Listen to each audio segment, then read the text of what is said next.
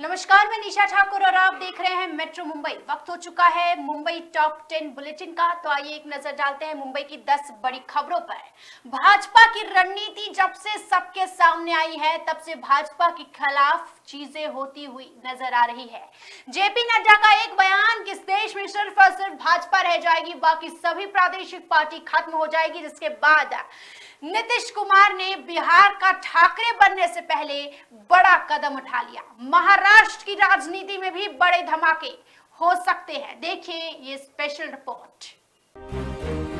जब सब कुछ मिल जाता है तब बस शिखर पर पहुंचना रह जाता है। जब शिखर पर कोई पहुंच जाता है तो बस उतरना रह जाता है। बीजेपी ने जो नई नीति पर चलना शुरू किया है वो ब्लंडर है या वंडर, ये अभी कहना बहुत मुश्किल है। लेकिन इतना तो राजनीति के विद्यार्थियों को जरूर पता है कि राजनीति कोई गैंग्स ऑफ वसेपुर की पिक्चर नहीं है कि आप डायलॉग बाजी करें कि कह कर लेंगे और आपको बाकी लोग ऐसा कर लेने देंगे। जो महाराष्ट्र में हुआ वो बिहार में हो रहा था। नीतीश कुमार से भाग गए। महाराष्ट्र में जब तक उद्धव को पता चला तब तक शिंदे अपने समर्थकों के साथ सूरत पहुंच चुके थे। फिर वहां से उड़े थे वे गुवाहाटी। बिहार में ऐसी रणनीति चली जाती उससे पहले ही नीतीश कुमार ने ऑफेंसिव डिफेंस का खेल खेल डाला। जेपी नड्डा ने ख्वामख्वा अपनी रणनीति जाहिर कर बीजेपी के लिए मुश्किलें खड़ी कर दी। कल को सिर्फ बीजेपी रहेगी, कोई क्षेत्रीय पार्टी नहीं बचेगी। शिवसेना तो गई, बाकी भी धीरे धीरे चली जाएंगी। बीजेपी की ये रणनीति कहीं आगे चलकर पछताने लायक ना छोड़ी। रणनीति बनाए, इसमें कोई गलती नहीं, लेकिन ये रणनीति अगर आप खुलकर बताएंगे फिर तो आगे रब की मर्जी है। यह अजब संयोग है। एनडीए गठबंधन बड़ा तो बीजेपी छोटी थी, बीजेपी बड़ी होने लगी तो एनडीए सिकुड़ने लगा। महाराष्ट्र और बिहार में एक फर्क था। बिहार में नीतीश कुमार को कम सीटें आई, फिर भी बीजेपी ने उन्हें सीएम बनाया। महाराष्ट्र में शिवसेना को कम सीटें आई तो भी ठाकरे को सीएम नहीं बनाया। ठाकरे फिर पवार से जा मिले। इसके बाद बीजेपी को एहसास हुआ कि केंद्र में रहना है तो राज्यों में कुर्बानियां देनी होंगी। इस गलती को आगे बीजेपी ने सुधारा। इस बार महाराष्ट्र में 105 विधायक होते हुए भी बीजेपी ने 50 विधायकों के समर्थन वाले एकनाथ शिंदे को सीएम पद का उपहार दिया और शान से कहा कि देखो कैसा उपकार किया। ठीक उसी तरह जिस तरह बिहार में बीजेपी प्रदेश अध्यक्ष संजय जायसवाल कहते हैं कि 74 सीटों के बावजूद बीजेपी ने दिल बड़ा दिखाया, नीतीश को सीएम बनाया। लेकिन ये एहसान करते वक्त बीजेपी क्या कर रही है ये महाराष्ट्र ने पहले देखा और बिहार अब देख रहा था। बीजेपी ने शिवसेना के शिंदे को सीएम बनाया, लेकिन शिवसेना को तोड़कर शिवसेना ने नीतीश को सीएम बनाया, लेकिन जेडीयू को तोड़ रही थी। जेडीयू के हर तीसरे विधायक और सांसद दावा कर रहे थे कि उन्हें बीजेपी ने ऑफर दिया है, उन्हें बीजेपी से ऑफर आ रहा है। नीतीश कुमार को समझ गया कि बिहार में महाराष्ट्र दोहराया जा रहा है। एक बार राज ठाकरे ने उद्धव ठाकरे के लिए जबरदस्त बात कही थी। उन्होंने कहा था कि ऐसा लगता है कि उनके कंधे पर महाराष्ट्र खड़ा है, ऐसा लगता है कि उनके कंधे पर महाराष्ट्र गिर पड़ा है। महाराष्ट्र में ठाकरे सरकार गिरने के इतने दिनों बाद भी हैरत होती है कि शिवसेना के 55 विधायकों में से 40 विधायकों को शिंदे ले उड़े और इनको पता भी नहीं चला। लेकिन बिहार में ऐसा होना संभव नहीं था। मंजे हुए खिलाड़ी से वास्ता था, पत्ता भी खड़कता था तो पता चलता था। बस फिर क्या, नीतीश ने आरजेडी से बातचीत शुरू की। एक शर्त रखी कि सीएम रहेंगे हम, बाकी जो ले लो। जाहिर सी बात है कि तेजस्वी यादव हाथ आए मौके को क्यों गवाते, झट बोले, आगे बोले। महाराष्ट्र में जिस तरह महाविकास अघाड़ी में हुआ कि सीएम शिवसेना का बनना तो बाकी मलाई मार ले गई, एनसीपी कांग्रेस को भी मिल गया ऐसे वैसे जैसे भी, ठीक वही फॉर्मूला बिहार में दोहराया जा रहा है। सोनिया जी को बताया जा रहा है कि देखिए बंगाल में कैसे कांग्रेस को तोड़ रही है बीजेपी। बिहार में सरकार बने रहने का, प्रासंगिक बने रहने का मौका है, साथ क्यों न वो देंगी। ईडी का दर्द ताजा था, कांग्रेस पर हथौड़ा सही जगह पड़ा, कांग्रेस भी शामिल हो गई। लो जी, महाराष्ट्र की महाविकास अघाड़ी की तरह बिहार में दौड़ पड़ी महागठबंधन की गाड़ी। रही बात बाकी पार्टियों की, तो महाराष्ट्र में जिधर जिधर सत्ता उधर उधर चलती है रामदास अठावले की प्री पब्लिक है। उसी तरह बिहार में जिधर जिधर सत्ता उधर उधर चलती है मांझी की पार्टी हम। Bureau report, metro Mumbai. तो नितिन गडकरी अपने ऐलानों के लिए, अपने आदेशों के लिए, अपने फैसलों के लिए अक्सर सुर्खियों में रहते हैं। गडकरी ने एक बार फिर से एक ऐलान किया है जिसने सबको हैरान कर दिया है। केंद्रीय सड़क परिवहन और राजमार्ग मंत्री नितिन गडकरी ने एक बड़ा ऐलान किया है। इससे कार, बाइक, ऑटो वालों को फायदा होगा। नितिन गडकरी ने कहा कि सरकार एक नियम लाने की तैयारी कर रही है जिसके तहत अवैध रूप से सड़क पर वाहन पार्क करने वालों को भारी जुर्माना भरना होगा। गडकरी अपने काम को लेकर हमेशा सुर्खियों में रहते हैं। अब उन्होंने एक अहम कदम का ऐलान किया है। इस नई घोषणा को सुनकर आप दंग रह जाएंगे। नितिन गडकरी अपने नए ऐलान से सुर्खियों में है। एक कार्यक्रम में उसकी घोषणा सुनकर कार, बाइक और अन्य वाहन मालिक हैरान हैं। उन्होंने कहा कि जो कोई भी सड़क पर वाहन गलत तरीके से खड़ी करता है और अगर उस वाहन की तस्वीर कोई और भेज देता है तो उसे 500 रुपए का इनाम दिया जाएगा। सरकार इस कानून को जल्द से जल्द लागू करने की योजना बना रही है। गडकरी के इस ऐलान के बाद वाहन चालक इस नियम पर हैरानी जता रहे हैं। कुछ इसे सरकारी राजस्व का जरिया बता रहे हैं। गलत तरीके से वाहन पार्क करने वाले व्यक्ति को 1000 रुपए का जुर्माना। इसके पीछे विचार ये है कि एक बार केंद्र द्वारा इस तरह का कानून लाने के बाद सड़क यातायात जाम और दुर्घटना कम हो जाएंगी और इससे सरकार को भी 500 रुपए का लाभ होगा। Bureau report, metro Mumbai. तो शिवसेना किसकी होगी, उद्धव ठाकरे की या एकनाथ शिंदे की? इसका फैसला 12 अगस्त को आने वाला था, लेकिन एक बार फिर से सुनवाई टाली गई है। महाराष्ट्र में असली शिवसेना किसकी, शिवसेना पर अधिकार किसका? सीएम एकनाथ शिंदे और उद्धव ठाकरे गुट के बीच चल रही इस लड़ाई पर सुनवाई और शिंदे गुट में गए 16 विधायकों को अयोग्य ठहराने से संबंधित मामले की सुनवाई की तारीख एक बार फिर टल गई है। पहले 8 अगस्त को इसकी सुनवाई होने की बात थी, फिर ये खबर आई कि इसकी सुनवाई की संभावना 8 अगस्त की बजाय अब 12 अगस्त को है। लेकिन एक बार फिर इस मुद्दे पर 22 अगस्त की नई तारीख आई है, यानी सुप्रीम कोर्ट में इस मुद्दे पर अब 12 अगस्त की बजाय 22 अगस्त को सुनवाई होगी। इस तरह सुनवाई की तारीख अब 10 दिन और आगे बढ़ गई है। सर न्यायाधीश एनवी रमना 26 अगस्त को रिटायर हो रहे हैं। ऐसे में उन्हीं की 3 सदस्यीय बेंच में इसका सुनवाई आगे कायम रहेगा।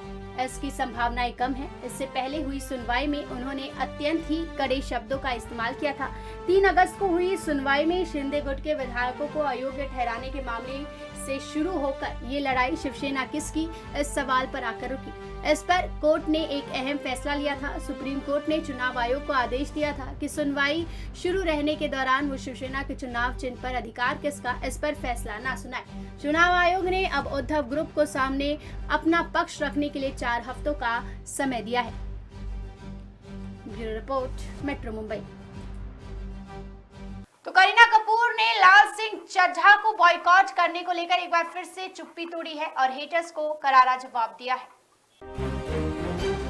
करीना कपूर खान को हाल ही में उनके एक बयान की वजह से सोशल मीडिया पर काफी ट्रोल किया गया। करीना से नाराज लोगों ने उनकी फिल्म लाल सिंह चड्ढा को बॉयकॉट करने की भी बात कही। करीना ने अब हेटर्स को करारा जवाब दिया है और बताया कि उन्हें ऐसे लोगों से फर्क नहीं पड़ता। करीना कपूर ने एक इंटरव्यू में हेटर्स को जवाब देते हुए कहा कि एक्ट्रेस को लोग किसी न किसी वजह से ट्रोल करते ही रहते हैं। करीना ने कहा, हर दिन कुछ न कुछ ऐसी चीजें होती है जिसकी वजह से हम ट्रोल होते हैं, इसीलिए मैं ट्विटर पर नहीं हूँ। मुझे ऐसा लगता है कि ये उन लोगों के लिए है जो सिर्फ अपनी भड़ास निकालना चाहते हैं और मेरे पास इसके लिए समय नहीं है। मैं अपने बच्चों, परिवार और काम में बहुत बिजी हूँ। फिल्म फॉरेस्ट गंप के बारे में बात करते हुए करीना ने कहा, कोई शख्स जो शायद अंग्रेजी नहीं बोल सकता वो फिल्म देखने जाएगा। ये स्टोरी के लिए उनका प्यार है जो उन्हें ट्रेलर से पता चला है। Laal Singh Chaddha Oscar winning film Forrest Gump की रीमेक है। ये फिल्म 11 अगस्त यानी कल सिनेमाघरों में रिलीज हो रही है। Bureau report, metro Mumbai. तो रेलवे एक बार फिर से लोगों को खुशखबरी दे सकती है, जहां अगर देखा जाए तो बुजुर्गों के लिए, सीनियर सिटीजन्स के लिए जो कंसेशन टिकट में छूट बंद कर दी गई थी उसे फिर से शुरू किया जा सकता है। भारतीय रेलवे की संसदीय स्थायी समिति ने सिफारिश की है कि ट्रेनों में टिकट के लिए वरिष्ठ नागरिकों के लिए रियायत की सुविधा बहाल करने पर रेलवे तुरंत विचार करे।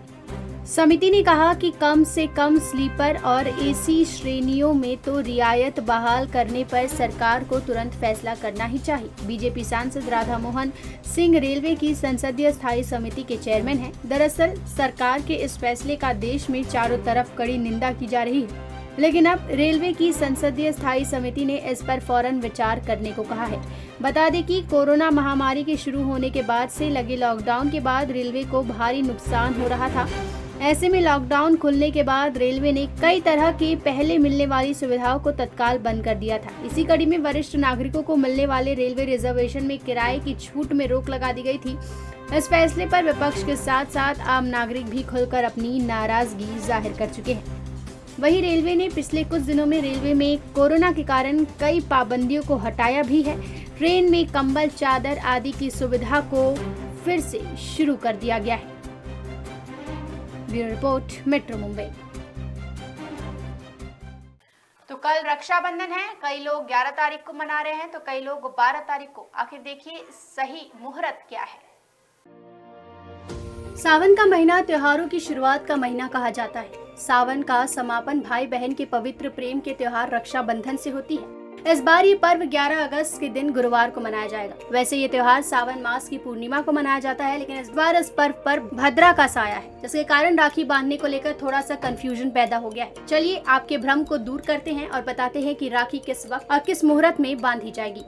पूर्णिमा तिथि प्रारंभ 11 अगस्त को 10:38 से है, तो वही पूर्णिमा तिथि समापन 12 अगस्त को सुबह 7:06 है। भद्रा समय 11 अगस्त को रात 8:53। राखी बांधने का शुभ मुहूर्त सुबह 9:40 से लेकर रात 7:14 तक है। अमृत योग 11 अगस्त को 6:55 से रात 8:20 तक है। आपको बता दें कि राखी विश्वास का त्योहार है, प्रेम का, वचन का और हर पल साथ निभाने का। Bureau report, metro Mumbai. तो लाल सिंह चड्ढा के बॉयकॉट की खबरों के बीच आज आमिर खान के लाल सिंह चड्ढा का प्रीमियर हुआ। ऐसे में इससे पहले ही आमिर खान का बयान कि काफी ज्यादा नर्वस है वो। Mister perfectionist Aamir Khan film Laal Singh Chaddha को प्रमोट करने में कोई कसर नहीं छोड़ रहे हैं। नॉर्थ ही नहीं, साउथ इंडस्ट्री में भी फिल्म का जबरदस्त प्रमोशन हो रहा है। इन सब से इतर सोशल मीडिया पर आमिर और उनके फिल्म को बॉयकॉट करने की भी मांग हो रही है। बॉयकॉट ट्रेंड के बाद आमिर ने लोगों से फिल्म देखने की अपील की थी, फिर भी ट्रोलिंग बंद नहीं हुई। अब आमिर ने फिर से ट्रोलिंग पर रिएक्ट किया है। सोशल मीडिया पर आमिर का एक वीडियो वायरल हो रहा है, जिसमें एक्टर ने प्यार से हेटर्स को जवाब दिया है। आमिर कहते हैं, अगर मैंने किसी का दिल दुखाया है किसी चीज से तो मुझे उस बात का दुख है। मैं किसी का दिल नहीं दुखाना चाहता हूँ। जिनको फिल्म नहीं देखनी है मैं उस बात की इज्जत करूंगा और क्या कह सकते हैं, लेकिन मैं चाहूंगा कि ज्यादा से ज्यादा लोग मेरी फिल्म देखें। हमने बड़ी मेहनत से फिल्म बनाई है, सिर्फ मैं नहीं हूँ फिल्म जो बनाते हैं वो सब लोगों की मेहनत से बनती है। मैं उम्मीद करूंगा लोगों को मूवी पसंद आए।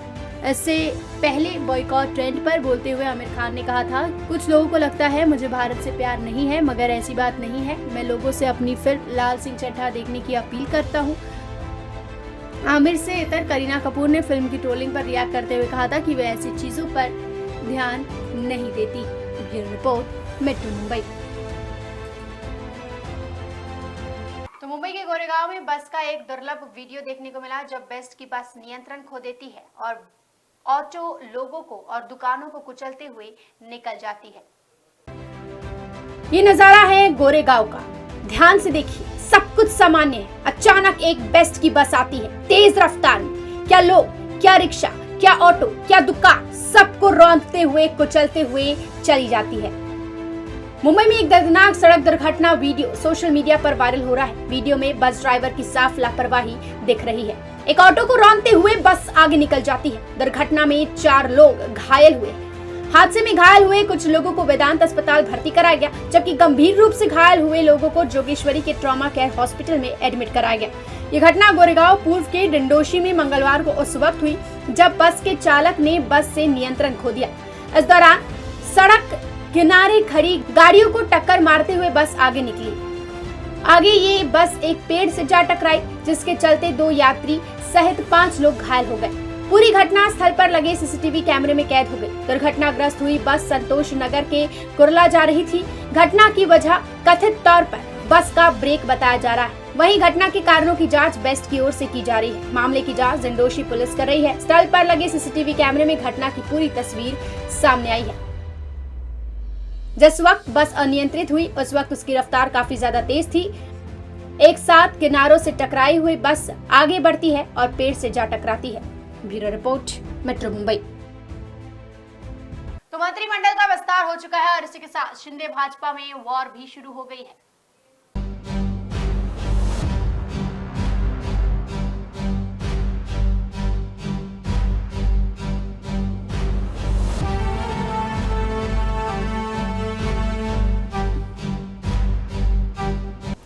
शिंदे सरकार के मंत्रिमंडल में शामिल 3 मंत्रियों को लेकर बवाल मच गया है। शिंदे गुट के संजय राठौड़ और अब्दुल सत्तार और बीजेपी के विजय कुमार गावित की चर्चा है।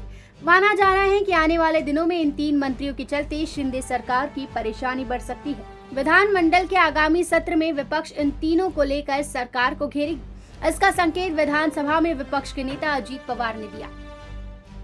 मंगलवार को राजभवन के दरबार हॉल में राज्यपाल भगत सिंह कोश्यारी ने 18 मंत्रियों को पद और गोपनीयता की शपथ दिलाई। इन 18 मंत्रियों में 3 मंत्री को लेकर विवाद है। शिंदे गुट के संजय राठौड़ ठाकरे सरकार में भी मंत्री थे। पुणे में एक महिला की मौत को लेकर उस वक्त विधानसभा और विधान परिषद की बैठक में खूब हंगामा हुआ। विरोधी पक्ष नेता देवेंद्र फडणवीस ने सदन से लेकर सड़क तक आंदोलन किया। विवाद के चलते तत्कालीन ठाकरे सरकार ने राठौड़ की मंत्रिमंडल से छुट्टी ही कर दी। शिंदे फडणवीस सरकार ने अब संजय को फिर से मंत्रिमंडल में शामिल कर लिया है। शपथ लेने के बाद राठौड़ मीडिया के सवालों से बचते हुए निकल गए। इस मामले पर मुख्यमंत्री एकनाथ शिंदे ने कहा कि राठौड़ को पुलिस ने क्लीन चिट दे दी है, इसीलिए उन्हें मंत्रिमंडल में शामिल किया गया है। एकनाथ शिंदे गुट के अब्दुल सत्तार भी विवादों में हैं। उनके शपथ लेने के एक दिन पहले सोमवार को शिक्षक पत्रकार परीक्षा यानी टीईटी में कथित गड़बड़ी करने के सिलसिले में सामने आया। उनकी 3 बेटियां और एक बेटे का नाम 7,880 अभ्यर्थियों की उस सूची में शामिल है। टीईटी विवाद पर सत्तार ने सफाई दी कि उन्हें बदनाम करने की कोशिश की जा रही है। बीजेपी के नेता विजय कुमार गावित पर भी विवाद की काली छाया है। 5 साल पहले उन पर जनजाति विकास विभाग में भ्रष्टाचार एवं अनियमितताओं का दोषी पाया गया था। महाराष्ट्र की नई बीजेपी और शिवसेना के बागी नेता एकनाथ शिंदे के गठजोड़ से बनी सरकार का पहला मंत्रिमंडल विस्तार मंगलवार को तो हो गया, जिसमें कल 18 मंत्रियों को शपथ दिलाई गई। शिंदे सरकार में अब मुख्यमंत्री एकनाथ शिंदे और उप मुख्यमंत्री देवेंद्र फडणवीस को मिलाकर कुल मंत्रियों की संख्या 20 हो गई है।